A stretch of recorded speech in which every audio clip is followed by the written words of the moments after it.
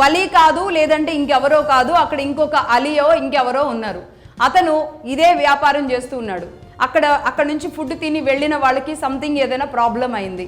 అక్కడ నుంచి తిన్న వాళ్ళందరికీ ప్రాబ్లం అయింది అన్న వార్త బయటకు వచ్చిన తర్వాత ఎక్కడ తిన్నారు, ఏం తిన్నారు అన్న ఇంట్రాగేషన్ చేయడానికి ఒక 4 రోజులు పడుతుంది పోలీసులకి. పట్టిన తర్వాత వీళ్ళంతా ఒక బ్రెడ్ తిన్నారు. ఆ బ్రెడ్లో అదేమంటారు, అది కోవా బన్నా, లేకపోతే వాళ్ళు ఇంకేదన్నా తిన్నారా, పోనీ ఏదో ఒక ఆహారం తిన్నారు. వలీ కాదు, అలీ కాదు, అది కోవా బన్ను కాదు, ఇంకేదో ఆహారం తిన్నారు. ఆ ఆహారంలో రైసిన్ వచ్చి కలిసింది. మొన్న ఎన్ఐఏ గుర్తించిన రైసిన్ కలిసింది అన్న వార్త ఇంకో కోణంలో ఆలోచించి చూడండి. ఒకవేళ రైసిన్ కలిసిందంటే ఇదే జర్నలిస్టులు అందరూ ఏం మాట్లాడతారో చెప్పనా నేను ఇప్పుడు మళ్ళీ. సమ్మక్క సారలమ్మ జాతర దాకా రైసిన్ ఎలా వచ్చింది? మోడీ ఉన్నా భద్రత సున్నా అంటే భారతదేశంలో మరి ఏం చేస్తున్నారు? ఇక్కడ దాకా వస్తుంటే పోలీస్ వ్యవస్థ ఏం చేస్తుంది, ఎన్ఐఏ ఏం చేస్తుంది, ఇంటెలిజెన్స్ ఏం చేస్తుంది? ఇలాంటి ప్రశ్నలన్నీ ఈ సో కాల్డ్ ఎర్ర జర్నలిస్టులే అడుగుతారు. సో కాల్డ్ ఎర్ర జర్నలిస్టులు అందరూ ఈ ప్రశ్నలు అడుగుతారు. ఒకవేళ ఈ స్టోరీ ఇంకో రకంగా మారుంటే గనక జరిగేది ఇది. ఎందుకంటే చెప్పాల్సి వస్తుంది, ఇతను అమాయకంగా కనబడుతున్నాడు. నిజంగా అతను అమాయకుడే, అతనికి ఏమీ తెలియదు అనుకున్నప్పుడు నిజంగా అమాయకుల మీద మన ప్రతాపం సరైంది కాదు. అది జర్నలిస్టులు కావచ్చు, పబ్లిక్ కావచ్చు, ఎవరైనా అతన్ని అంత భయపెట్టి ఉండాల్సింది కాదు. సౌమ్యంగా మంచిగా అడుగుండొచ్చు. కానీ కోణం ఇంకొకటి అయినప్పుడు అది ఎందుకు నిలదీయలేదు? అక్కడున్న జర్నలిస్టులు ఏం చేశారు, పోలీసులు ఏం చేశారు, పబ్లిక్ ఏం చేశారు, చదువుకున్న వాళ్ళు ఏం చేశారు, 10 రూపాయలకు వచ్చేస్తుంది కదా అని ఎందుకు తిన్నారు అనే ప్రశ్నలు మనలాంటి జర్నలిస్టులమే మళ్ళీ అడుగుతూ ఉంటాం. కాదు, అతను అమాయకుడు, మంచివాడు. నేను ఇప్పుడు ఇంకో అమాయకుడిని చూపిస్తాను. ఒకసారి ఆ అమాయకుడిని చూపించండి. ఇంకో అమాయకుడిని. ఈ అమాయకుడు బాగా గుర్తుండే ఉంటాడు. సరిగ్గా 2 నెలలు కూడా కాలేదు. డాక్టర్ అహ్మద్ మొయియుద్దీన్ సయ్యద్. ఎవరైనా? ఒక ముస్లిం, ఒక డాక్టర్, అది కూడా హైదరాబాద్లో. వాళ్ళది కూడా పేద కుటుంబమే, కష్టపడి చదివించారు. తల్లిదండ్రులు మంచోళ్ళు, అన్నదమ్ములు చాలా మంచోళ్ళు.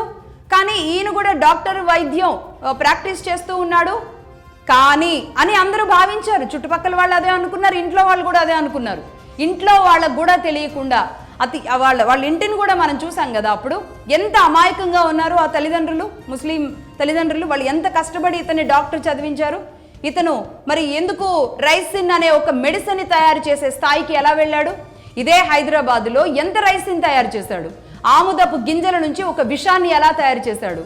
పబ్లిక్ ఏరియాల్లో, అలాగే ఇలాంటి జాతరల్లో, దేవాలయాల్లో, ఎక్కువ మంది గుమిగూడే ప్రాంతాల్లో తినే ఆహారంలో కలపడానికి చేసిన అతిపెద్ద కుట్ర ఛేదించింది ఇదే హైదరాబాద్లో ఉన్న పోలీసులు కాదా? ఢిల్లీలో ఉన్న ఎన్ఐఏ కాదా? అంటే ఈ విషయం ఇది మనం 2 నెలలు కూడా కాకుండా ఎలా మర్చిపోయాం? ఎందుకు ఒక మతాన్ని తీసుకొచ్చి మాట్లాడుతున్నారు? అతను వలీ కాదు, అది కోవా బన్ కాదు, అది 10 రూపాయలు కాదు. పూర్తిగా దానిని పక్కన పెట్టి ఆలోచించండి ఒకసారి. ఇంతకు మించి ఇంకొకటి ఏదైనా జరుగుంటే ఏం చేసి ఉండేవాళ్ళు? అంటే అడగొద్దు, ఎవరు మాట్లాడొద్దు. ఒక ఛానల్కి సంబంధించిన రిపోర్టర్లే మైకులు పెట్టి, కెమెరాలు పెట్టి ఓపెన్గానే వాళ్ళు ఏం అడుగుతున్నారో కనబడుతుంది, ఇతనేం చెబుతున్నాడో కూడా కనబడుతుంది. అంతేగాని వీళ్ళ కోణాన్ని మాత్రమే ఎస్టాబ్లిష్ చేయలేదు. అది రియల్ ఫ్యాక్ట్ అక్కడున్నదే చూపించారు. చూపించినప్పుడు అతను కంగారు పడ్డాడు, తడబడ్డాడు. అందరూ వచ్చే వరకు 10 రూపాయలకి ఎలా వస్తుంది అనేది అతను తిని చూపించాడు. అతను పేదవాడు, అతను అమాయకంగా ఉన్నాడు అనుకుంటే ఇతనికి అండగా వచ్చిన వాళ్ళు ఒకసారి చూపించండి. వలీకి అండగా వచ్చిన వాళ్ళు ఎవరు? ఎస్డిపిఐ పార్టీ అండగా వచ్చింది వలీకి. వచ్చి వాళ్ళు ఏం చెబుతున్నారు? దమ్ముంటే రండి ఇక్కడికి, మా అడ్రస్ చెప్తాం రండి, శ్రీశైలంలో ఉన్నాం మేము, ఇక్కడ దాకా రండి, వెలుగొండ దగ్గర ఉన్నాం మేము, శ్రీశైలం దగ్గర ఉన్నాం, ఎస్డిపిఐ చెప్తుంది. ఏంటి ఎస్డిపిఐ పార్టీ గురించి చాలామంది తెలీదు. అదొక పార్టీ ఉంది. వీళ్ళు ఏంటి అంటే సిఏఏ, సిటిజన్షిప్ అమెండ్మెంట్ యాక్ట్ ఏదైతే ఉందో దీన్ని వ్యతిరేకిస్తూ ఉంటారు. సిటిజన్షిప్ అమెండ్మెంట్ యాక్ట్ని బీజేపీ తీసుకొస్తుంది బలంగా. ఎందుకంటే అటు వెస్ట్ బెంగాల్ నుంచి, లేదంటే ఇంకొక సైడ్ నుంచి కూడా రోహింగ్యా ముస్లింలు ఎవరైతే ఉన్నారో వాళ్ళంతా దేశంలోకి చొరబడుతూ ఇక్కడికి వచ్చి ఇక్కడ ఉంటూ సైలెంట్గా వాళ్ళ పని వాళ్ళు కానించేస్తున్నారు అన్న విషయాన్ని ఖండించేదే సిటిజన్షిప్ అమెండ్మెంట్ యాక్ట్. దీనివల్ల ఇక్కడ పాతుకుపోయిన ముస్లిమ్స్కి ఎలాంటి ఇది రాదు. కొత్తగా వచ్చే వాళ్ళు ఎవరు, అసలు వెళ్ళిపోతున్న వాళ్ళు ఎవరు, దేశం వదిలిపెట్టి దేశం లోపలికి వస్తున్న వాళ్ళు ఎవరు, ఈ విషయాలు తెలుసుకోవడానికి తీసుకొచ్చిన సిఏఏని వ్యతిరేకిస్తున్న ప్రధానమైన పార్టీ ఎస్డిపిఐ దీన్ని వ్యతిరేకిస్తుంది. మైనారిటీ హక్కుల కోసం పోరాడుతూ ఉంటుంది. మైనారిటీలు అంటే అందరు మైనారిటీలు కాదు, ముస్లింల హక్కుల కోసం పోరాటం చేయడంలో తప్పేం లేదు. కానీ సిఏఏని వ్యతిరేకిస్తున్నారంటే ఏంటి అంటే ఈ దేశ భద్రతకి విఘాతం కలిగించే పనులకి అండగా ఉన్నట్టేగా. ఈ దేశ భద్రతకి అవసరమైన ఒక చట్టాన్ని తీసుకొచ్చినప్పుడు ఆ చట్టాన్ని వ్యతిరేకిస్తున్నారు అంటే వాళ్ళ ఇన్నర్ ఎజెండా ఏంటి? అలాంటి వాళ్ళు వెళ్ళి వలీని కూర్చోబెట్టుకొని అక్కడ వలీతో సమావేశం పెడితే మరి అతన్ని అంటే అమాయక ముస్లింని తీసుకువెళ్ళి ఎస్డిపిఐ గొడుగు ఎలా పడతారు? అది ఎస్డిపిఐ చేస్తున్న కుట్ర కదా. ఇలాంటి దానికి ఎంతమంది ఏదో సోషల్ మీడియాలో ట్రోల్ అవుతుంది, అది నిజమో అబద్ధమో తెలియదు. కానీ దాదాపుగా హిందువులందరూ కలిసి అంటే ఇది చూసి చలించిపోయిన హిందువులందరూ ఒక 10 లక్షలు అతనికి డొనేషన్ ఇచ్చారంట. అలాగే సెక్యులర్ హిందూస్ అందరూ ఒక 30 లక్షలంట. పార్టీలు ఇచ్చి 10 లక్షలు ఇచ్చారంట. ఏమో ఎవరు ఎంతమంది ఇచ్చారో నాకైతే నిజంగా తెలీదు. బట్ ఇది ఒకటి సర్క్యులేట్ అవుతుంది. కానీ ముస్లింలు మాత్రం 0, క్రిస్టియన్లు 0. ఈ రెండు మతాల నుంచి అతనికి 0 వచ్చింది. బట్ కానీ ఇక్కడ ఒకటి చూడొచ్చు, టీడీపీ ముస్లిం లీగ్ సెల్ నుంచి వెళ్ళిన మా భయ్యా ఉన్నారు, ఆయన కొంత అమౌంట్ ఇచ్చినట్టున్నారు. సరే పార్టీ తరపున పేదవాడు అని ఆ విషయం బయటకు వచ్చిన తర్వాత, ఇంత తక్కువ కూడా బంద్ చేస్తున్నాడు అన్న విషయం బయటకు వచ్చిన తర్వాత వాళ్ళు పార్టీ తరపున వెళ్ళి సాయం చేయడం తప్పేం లేదు. నిజంగా ఒకవేళ ఇది కూడా ఇది ఎక్కడి దాకా వెళ్ళింది అంటే ఇంకొన్ని మీడియా ఛానల్స్ వెళ్ళి అసలు కోవా బన్ తయారు చేయడానికి ఎన్ని పాలు కావాలి, ఎన్ని నీళ్లు కావాలి, ఎంత చక్కెర కావాలి, ఏం పిండి కలుపుతారు, ఎలా కలుపుతారు, 10 రూపాయలకి ఇది సాధ్యమవుతుందా లేదా అన్న విషయాన్ని వీడియోలతో సహా అతనితో చేయించి పెట్టారు. నిజంగా అది చూసిన తర్వాత వాళ్ళు తయారు చేసే విధానం చూసిన తర్వాత అంత తక్కువకి ఎలా వస్తుందో అర్థం కాలేదు. ఎందుకంటే అందులో వాళ్ళు బొంబాయి రవ్వ ఏదో కలుపుతారు, అందుకే దాని క్వాంటిటీ పెరుగుద్ది తప్ప ఇందులో పెద్ద విషాహారమో ఏదో వీళ్ళైతే కలిపింది ఏం కాదు అని చెప్పే ప్రయత్నం ఆ ఛానల్ చేసింది, తప్పేం లేదు నిజానికి. ఎందుకంటే అతని వ్యాపారం మీద దెబ్బ పడకూడదు. అతను ఒక మంచి చేస్తూ ఉంటే మంచి చేస్తున్న వ్యక్తికి సంబంధించి మొత్తం వార్త వైరల్ అవుతూ ఉండడంతో అసలు ఈ తేజస్వి మీడియా వాళ్ళు ఇచ్చిన వార్త కంటే ఇతన్ని ఆదుకోవడానికి చేసిన వాళ్ళ వార్తల వల్ల అతని వ్యాపారం పూర్తిగా దెబ్బతినేలాగా మారిపోయింది పరిస్థితి. దీంతో మళ్ళీ ఈ వ్యాపారానికి అండగా నిలబడడానికి ఈ పార్టీలందరూ వచ్చి చేయి కాస్తున్నట్టుగా తయారైంది. అసలు ఏం జరుగుతుందో, ఎవరు ఏం మాట్లాడుతున్నారో, జరుగుతున్న విషయాన్ని ఒక అంటే చిన్న గుండె సూత్తో పోయేదాన్ని ఎందుకు అంత పెద్ద రాద్ధాంతం చేస్తున్నారో ఎవరికి అర్థం కావట్లేదు. అంటే ఏంటంటే ప్రభుత్వాలు కానీ ఎవరైనా మీరు కల్తీ జరిగింది అంటే కల్తీ జరిగినట్ట, మీరు ఇందులో కల్తీ జరగడం లేదు అని గ్యారంటీ వలి కోవా బన్కి గ్యారంటీలు మీరంతా ఇస్తారా? రేపు ఇందులో జరగదు అనేది ఇస్తారా? అలాగే రైస్ అన్ లాంటి మెడిసిన్ హైదరాబాద్లో తయారవ్వలేదు అని ఇస్తారా? ఎక్కడెక్కడ రైస్ అని కలపడానికి ప్లాన్ చేశారో మీ అందరికీ తెలుసా? ఎర్రకోట మీద దాడి జరిగినప్పుడు ఇదే పార్టీలన్నీ కూడా గుండెలు చించుకొని మేమంతా నిలబడతాం దేశం కోసం అని చెప్పారు కదా. ఏమైపోయినాయి ఆ మాటలు? సరిగ్గా 2 నెలలు కూడా గడవక ముందే ఒక ఫుడ్కు సంబంధించి ఒక న్యూస్ ఛానల్ ఒక రాద్ధాంతం చేస్తే దానిని ఖండించడానికి ఇంతమంది మీదకు వచ్చేసినప్పుడు ఇంకా ప్రశ్న అనేది ఎక్కడ వినబడకూడదా? పేదరికం టెర్రరిజానికి ఏమైనా ఎగ్జంప్షనా? అలాగే ఇంకొకటి కూడా చెప్తాను, నిజంగా ముస్లింలు అందరూ కూడా టెర్రరిస్టులు కాదండి. నేను మళ్ళీ చెప్తున్నా, మొదటి నుంచి చెప్తున్నా, ముస్లింలు అందరూ టెర్రరిస్టులు కాదు. కానీ టెర్రరిస్టులు అందరూ ముస్లింలు అవునా కాదా? ఫస్ట్ ఒక్కొక్కళ్ళు ఏ టెర్రరిస్ట్ లిస్ట్ వచ్చిందో అందరి పేర్లు కూడా తెలుసుకోండి. టెర్రరిస్టులు అందరూ ముస్లింల పేర్లు ఎందుకుంటున్నాయి తెలుసుకోండి. ఆ నేపథ్యంలో ఒక డౌట్, ఒక అనుమానం, ఒక ప్రశ్న రాకూడదు అంటే ఆ ప్రశ్న సంధించే వాళ్ళని చంపేయాలా? ఆ ప్రశ్న లేవనెత్తకుండా ఇప్పటి వరకు ఇన్నేళ్ల పాటు ఏం చేస్తూ వచ్చారో అదే విధంగా వాళ్ళ గొంతులు లేకుండా, వాళ్ళ గొంతులు వినబడకుండా చేయడమే నిజమైన జర్నలిజమా? ఈరోజు నిజంగా జర్నలిజాల గురించి మాట్లాడాల్సి వస్తే ఏం జరుగుతుంది? జర్నలిజం పేరుతో ఏం జరుగుతుంది? ఎన్ని వ్యాపారాలు నడుస్తున్నాయి, ఎవరెవరి చేతులు మారుతున్నాయి, ఎవరెవరి చేతులు తడుస్తున్నాయి, ఎన్ని బోర్డర్లు దాటి వెహికల్స్ ఎన్నిపోతున్నాయి, ఎంతమంది జర్నలిస్టుల మైకులు తడుస్తున్నాయి. నిజంగా నిజాలు మాట్లాడితే సిగ్గుతో తలదించుకోవాల్సిన పరిస్థితి ఉంటుంది. నిజమైన ఒకవేళ ఒక వ్యక్తుల్ని టార్గెట్గా చేసుకుని చేస్తున్న అతి ఘోరమైన క్రీడ ఇది. దీని గురించి గొంతులు ఎవరైతే మాట్లాడుతున్నారో వాళ్ళని ఎట్లా మానవత్వం అనే ఒక ఎజెండా తీసుకొస్తున్నారు.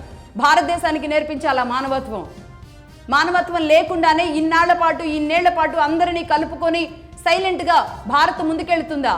ఇప్పటికీ కూడా మేల్కోకపోతే భవిష్యత్తులో జరగబోయే నష్టం గురించి కొంచెం కూడా ఆలోచించకుండా ఏం చేద్దామని భారతదేశాన్ని. ఇంకొక విషయం చెప్తాను. అమెరికా లాంటి దేశంలో దౌత్యవేత్తల ముసుగులో సెక్యూరిటీ ప్రోటోకాల్లో మన రాష్ట్రపతిని అలాగే మన కేంద్ర మంత్రుల్ని కూడా షూస్ ప్యాంట్లు కూడా ఇప్పించేసిన ఘటనలు ఎన్నున్నాయి. అంటే అమెరికా సెక్యూరిటీ విజన్ వచ్చే వరకు మాత్రం అది గొప్ప విజన్. ఆ దేశం గొప్పగా ఉంటుంది, ఆ దేశం సెక్యూరిటీ. వాళ్ళు ఏ దేశానికి సంబంధించిన ఎవరినైనా సరే షూ ఇప్పించగలరు, అవసరమైతే ప్యాంట్ ఇప్పించగలరు. ఇదేగా అంటే వాళ్ళదేమో గొప్ప సెక్యూరిటీ ప్రోటోకాల్. భారతదేశంలో మాత్రం ఆ సెక్యూరిటీ ఉండకూడదు. ఇదే లెఫ్ట్ లిబరల్స్ అందరూ మాట్లాడేది ఇదే తీరుగా. అమెరికా గొప్పదైనప్పుడు భారతదేశంలో అంత సెక్యూరిటీ స్థాయిలో తీసుకువెళుతుంటే, అంత సెక్యూరిటీ స్థాయిలో ప్రశ్నిస్తుంటే ఎందుకు కొత్త ప్రశ్నలు కొత్త ఇది ఎందుకు తీసుకొస్తున్నారు? అంటే ఇన్నేళ్ల పాటు ఒకే వాయిస్ నడుస్తుంది, పాఠ్యాంశాలలో కూడా ఒకే విధానం వెళుతుంది. ఈరోజు ప్రశ్నించే తప్పటికి ఇది మారుతుంది. నేను ఇక్కడ ఒక సాంప్రదాయాన్ని కూడా తీసుకురావట్లేదు. ఇక్కడ సెక్యూరిటీ ప్రోటోకాల్ విషయంలోనే మాట్లాడుతున్నాను. ఈ దేశ అంతర్గత భద్రత విషయంలో రాజీ పడకూడదు అని భారత్ ఆలోచించినప్పుడు దానికి సహకరించాల్సిన బాధ్యత భారతీయులుగా ఇక్కడున్న అందరికీ ఉండదా? ఇన్ని ప్రశ్నలు, ఇన్ని మీడియాల నుంచి ఒక్కొక్కరు సంధిస్తున్న ఇంతమంది కలిసి అతన్ని అమాయకుడిగా చిత్రీకరిస్తున్న విధానం ఏదైతే ఉందో, మేబీ అతడు అమాయకుడే కావచ్చు. అమాయకుల పక్షాన అందరూ నిలబడాలి, తప్పేం లేదు. కానీ ఇంకొక కోణం కూడా ఆలోచించుంటే ఇది ఇంత పెద్దదై ఉండేది కాదు. అతన్ని రోజు తీసుకొచ్చి ఈ స్థాయిలో అలా పెట్టాల్సిన అవసరం ఉండేది కాదు. వారం రోజుల నుంచి మేము అతడికి అండగా నిలబడ్డాం, మేము అతనికి అండగా నిలబడ్డాం అనుకుంటూ ఒక తేజస్వి మీడియా మీదో లేదంటే ఒక మహిళా జర్నలిస్ట్ మీదో వీళ్ళంతా కలిసి చేస్తున్న దాడి ఏదైతే ఉందో ఇది దుర్మార్గం. ఈ దాడి చేస్తూనే వీళ్ళు చేస్తున్న అత్యంత ఘోరమైన పని ఏంటి అంటే వలీని ఈరోజు అందరికీ చూపించడం. నిజానికి వీళ్ళంతా ఈ అంశాన్ని ఎత్తుకున్న తర్వాతే వలీ గురించి అందరికీ తెలిసింది. లేకపోతే అతనికి సపోర్టర్స్ అక్కడక్కడ వాళ్ళు వచ్చి ఉండేవాళ్ళు. ఒకవేళ నిజంగానే అతను అమాయకుడే అయితే కనుక అక్కడ లోకల్ లీడర్సో లేదంటే ప్రభుత్వాలు సాయం చేసేవి. అలాగే ఇంకొక విషయం కూడా, ఇప్పుడు మనం సెక్యూరిటీ విషయానికే వద్దాం. సెక్యూరిటీలో మనం ఎయిర్పోర్ట్కి వెళ్ళినప్పుడు ఎలా చెక్ చేస్తూ ఉంటారు అంటే నువ్వు ఉగ్రవాదివి అని, నీ మీద అనుమానం ఉండని అందుక చెక్ చేసేది. మన బ్యాగుల దగ్గర నుంచి, మన పర్స్ దగ్గర నుంచి ఛార్జర్ లేకుండా మొత్తం బాడీలో టచ్ చేసి మరీ చెక్ చేస్తారు మహిళలు, అవునా కాదా? ప్రతి చోట తిరుమల అలిపిరి కొండ మీదకి వెళ్ళేటప్పుడు ఎంత సెక్యూరిటీ ఉంటుంది. అలాగే ప్రతి చోట మన సెక్యూరిటీ విషయంలో ఎన్ని జాగ్రత్తలు తీసుకుంటాం. అది హోటల్స్ కావచ్చు లేదంటే అన్నీ కూడా పబ్లిక్ రద్దీ, డిఫరెంట్ ప్లేసెస్ నుంచి వచ్చే వాళ్ళ మీద ఎలాంటి సెక్యూరిటీ ఉంటుంది. కానీ ఇలా జాతరలు నడిచే చోట, అలాగే ఇంకేదైనా ఇప్పుడు కోటప్పకొండ దగ్గర కూడా జాతర నడుస్తుంది, అలాంటి దగ్గర ఎక్కడైనా సెక్యూరిటీ ఉంటుందా? అలాంటి చోటకు వచ్చి ఏమైనా చేయొచ్చు, ఎవరైనా చేయొచ్చు. దాని మీద అనుమానాలు వచ్చి ఒక మీడియా అడిగితేనో లేదంటే అసలు అక్కడ మీడియానే లేదు, ఇంకెవరో ఒక పబ్లిక్ పర్సన్ ఉన్నాడు, ఎవరో ఒక అతను సెల్ ఫోన్లో రికార్డ్ చేశాడు. అదే వార్త కనుక బయటకు వచ్చి ఉంటే ఇది కనీసం పోలీసులు కనిపెట్టలేదు, అక్కడే ఉన్న 100 ఛానళ్లు కనిపెట్టలేదు. కానీ ఒక మామూలు సామాన్యుడు ఫోన్లో రికార్డ్ చేసి ఈ అంశాన్ని తెర మీదకి తీసుకొచ్చాడు అని మనమే మాట్లాడుతూ ఉంటాం. మరి ఈ సెక్యూరిటీలన్నీ, ఎయిర్పోర్టుల్లో మనం చేసే సెక్యూరిటీలన్నింటినీ కూడా మనం వద్దు అని చెప్పేద్దామా? నేను మళ్ళీ చెబుతున్నా, ఇది వలి అంశం కాదు, ఇది కోవా బన్ అంశం కూడా కాదు. ఒక అంశాన్ని తెర మీదకి తీసుకురావడానికి రానియకుండా చేస్తున్న ఒక కుట్ర ఏదైతే ఉందో ఆ కుట్రకు సంబంధించి మాట్లాడుతున్నాను. అలాగే పిఎఫ్ఐ యాక్టివిటీస్, ఎంతమందిని ఈ పిఎఫ్ఐ యాక్టివిటీస్లో పట్టుకున్నారు? Popular front of India, Karimnagar, Adilabad, Nizamabad, Anantapur, Kurnool, ఇన్ని ప్రదేశాల్లో పిఎఫ్ఐ యాక్టివిటీస్ చేస్తున్న స్లీపర్ సెల్స్ వేల మంది ఇక్కడ స్టూడెంట్స్గా అమాయకంగా పనులు చేసుకుంటున్న ఎంతమంది పిఎఫ్ఐ యాక్టివిటీస్ దారులను తీసుకొచ్చారు? సరిగ్గా ఇదే విచ్చలవిడితనాన్ని వదిలేస్తే ఇంకా అసలు ఉంటుందా? కాబట్టి భయాలు చాలా ఉన్నాయి. బయట నుంచి జరుగుతున్న యుద్ధాలు, సైలెంట్గా జరుగుతున్న యుద్ధాలు, అది ఫుడ్లో కలుస్తుందా, మన ఇంటి ఆడపిల్లల్ని పెళ్లి చేసుకోవడంలో కలుస్తుందా, ఇంకే రూపంలో కలుస్తుందో తెలీదు. దీనికి మద్దతు ఇవ్వడానికి అటు అసదుద్దీన్ ఓవైసీ గారు అండగా నిలబడ్డారు. సరే, ముస్లిం నాయకుడు బరాబర్, MIM party Muslim league party కాబట్టి వాళ్ళు ఉంటారు, మేము అండగా ఉంటామంటారు. సరే, తప్పేం లేదు. వాళ్ళు వారి మతానికి సంబంధించిన నాయకుడు కాబట్టి వారికి కష్టం వచ్చింది అనుకున్నారు కాబట్టి దాని విషయంలో మాట్లాడారు. కానీ అట్ ద సేమ్ టైం ఆయన నిజంగానే ఇదే ముస్లింల్లో ఇంకెవరైనా చెడ్డవాళ్ళు ఉన్నా మేము ఉపేక్షించమని చెప్పారా ఆయన? ఇదే రైజన్ తయారు చేసిన డాక్టర్ గురించి ఏమైనా మాట్లాడారా అసదుద్దీన్ ఓవైసీ గారు? మాట్లాడరు. ఈ సానుభూతిని పెంచడానికి ఇలాంటప్పుడు బయటకు వస్తారు.